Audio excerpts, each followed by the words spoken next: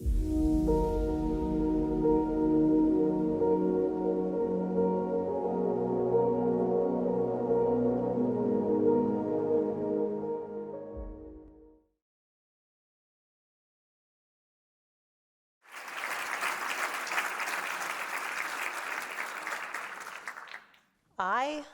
am a bright sider.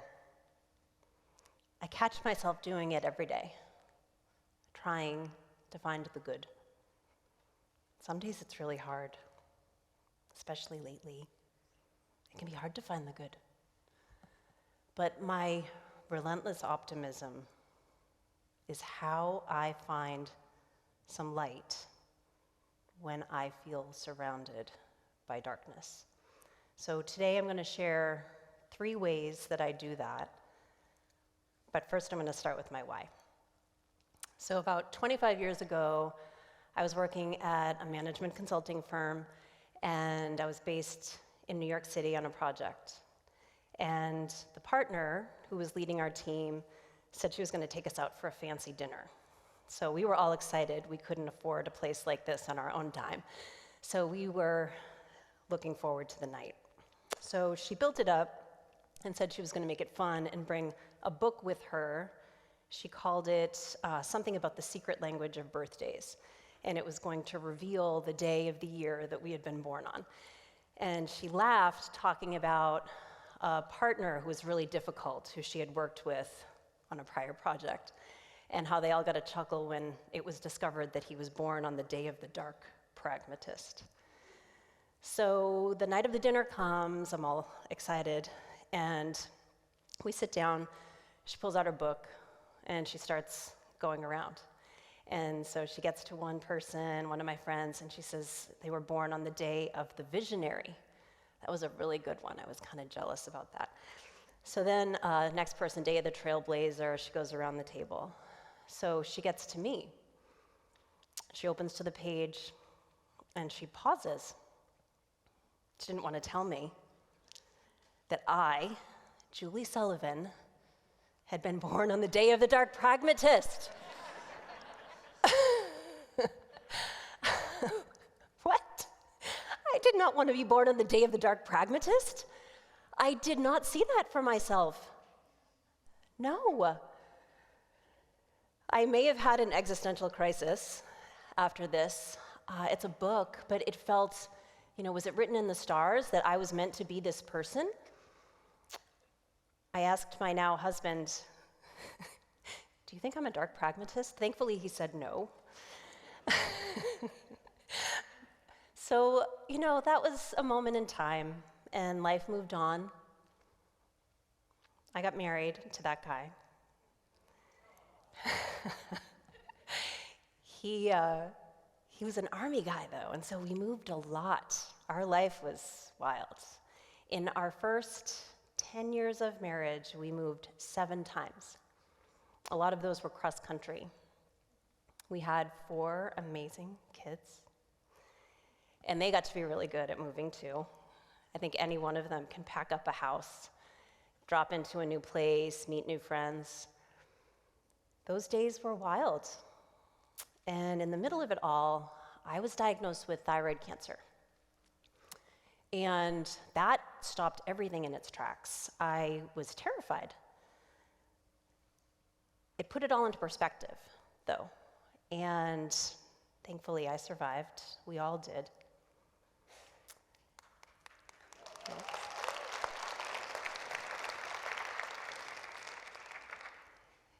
And deep down, though, through all of those years, through now, I kept my dirty little secret. I had been born on the day of the Dark Pragmatist. It was still in there. And it is. I definitely ask those around me. I have my Dark Pragmatist side, but I think hearing those words all those years ago unlocked something in me, an awareness of the power of my mindset, that I can choose to live those moves, those diagnoses, those challenges, all of those days. I can choose to live those through the eyes of a dark pragmatist, or I can choose to live them through the eyes of a relentless optimist. And most days, I choose the latter. I certainly wasn't born an optimist, though. My baby brother, Jimmy, died when I was 7, a long time ago. But I remember snapshots of that time in vivid color. I remember my mom holding his little body in the kitchen sink to give him a bath. I remember the oxygen tank that was by his changing table. I remember my parents. I remember their faces, exhausted, sad. Those days were dark, and I'm so lucky. I know I'm lucky that my parents poured so much love into all 3 of us. My other brother, Johnny, and me, and during his 7 years of life, my baby brother, Jimmy. But my young outlook was not optimistic. I know pain is real. From a young age, I learned that. So I am not up here preaching optimism as a cure-all. I know it does not fix everything. I'm not naive. But I also know that we all can try to find some good. Even when this world throws things at us, we've all lost loved ones too soon. We've all seen, you can't look at the headlines these days. It is wildfires and airplane crashes, poverty, injustice. It's overwhelming. And my only way is to try to find the good. So a couple years ago, I actually found this book. I was wandering through my local bookstore. It was called Find the Good. It was written by a small-town obituary writer in Alaska. And she realized as she was writing obituaries that a person could have been not very kind in life, liar, a cheat, but you could always find something good to write about them, some nugget of good. And I think that's the secret. It is to try, when you can, to find the good. I did that with my oldest. So she was basically living at Hasbro Children's Hospital. She'd been diagnosed with Crohn's disease. And for anyone who doesn't know Crohn's, it's a tough one. She, for over a month, could not eat or drink anything. She got all of her nutrition through a PICC line. Those days were dark. I was with her all day, and then every evening my husband would come and tag out with me, and I'd drive home. I'd eat a quick dinner that a meal train of my amazing friends had made for my family to lighten the load. I would take a quick shower and try to wash the hospital off of me. And I would hug my other 3 kids who I missed and didn't get to spend a lot of time with. And then I'd drive back to the hospital, and a lot of days in the car, I would ugly cry. Like that cry where you just have to get it out, and it's coming, and it is ugly. And that was where we were. I would sit in that hospital with her, and I would scroll through things on my phone, trying to find something to make me feel some optimism. It all fell flat. And so one day, the 2 of us were lying in our bed, and I grabbed it.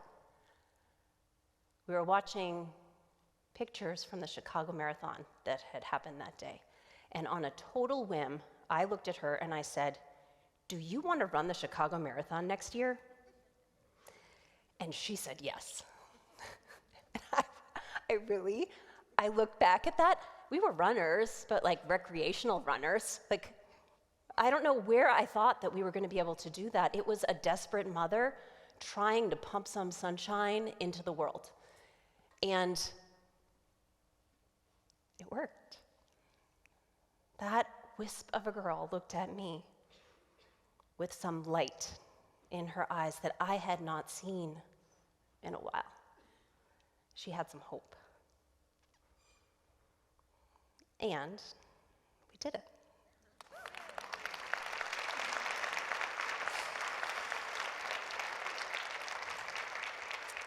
October 2019, we ran the Chicago Marathon.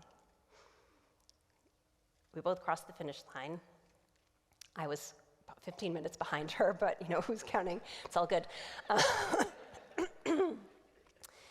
It was not a fairy tale, though. I mean, it sounds like this great story, right? But it was hard. She had to have surgery. She had a huge nutritional deficit. She had to heal from a stress fracture, self-doubt. Me too. I was trying to cheerlead her and get my own body in shape to run a marathon. It was really a lot. But we did it. We did it. And so that, I think, is the core of it. In a time of darkness, you can create some good. And that girl now, who's right there, is now on a path to become a surgeon, like the one who gave her her life back.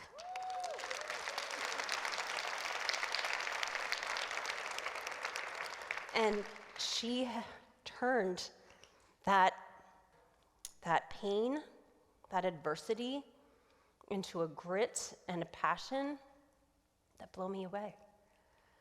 So it's possible. So now I've shown you my sunshine pumping ways. I'm going to tell you my how. So I'm going to start with a quote. Harper Lee in To Kill a Mockingbird wrote that people generally see what they look for, and they hear what they listen for. And so that can be a blessing, or that can be a curse.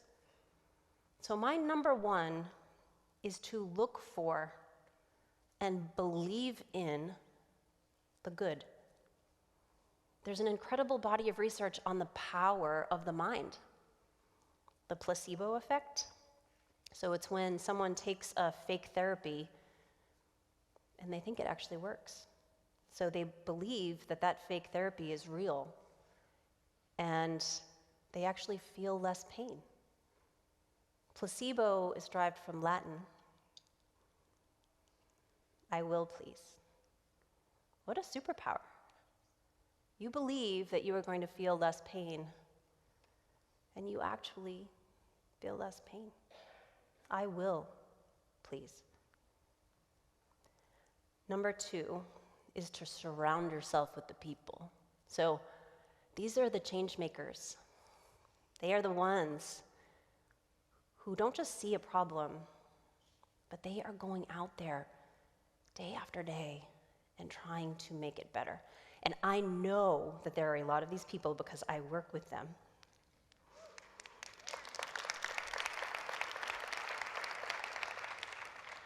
I am the CEO of Social Enterprise Greenhouse, and we're a nonprofit based here in Rhode Island that incubates and accelerates social entrepreneurs. These are the innovators who are going out and working on climate change, food insecurity, health inequities. They are identifying solutions, and they are working to make them a reality.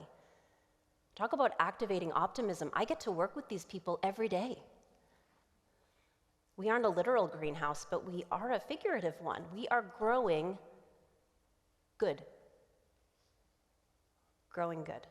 So if you don't have those people in your life, go find them. That is going to make you feel the light.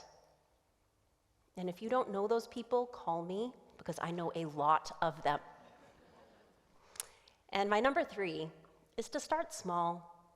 So my Dark Pragmatist, and again, there is one in there, knows that I can't fix it. A lot of times I can't fix it. It is. But I can create momentum. When I was training for that marathon, my mantra was forward is a pace. Some days I remember it was barely forward when I was training. But maybe this race isn't our own marathon. Maybe it's a relay. Maybe we can't be the entire change we want to see in the world, but we can be a part of it. Because this world, it is messy. It's overwhelming. It's exhausting. But every word we speak, every action we take involves a choice. Everyone involves a choice. And so when you feel overwhelmed by the darkness, choose to look for the light. Choose to be and create the light. Thank you.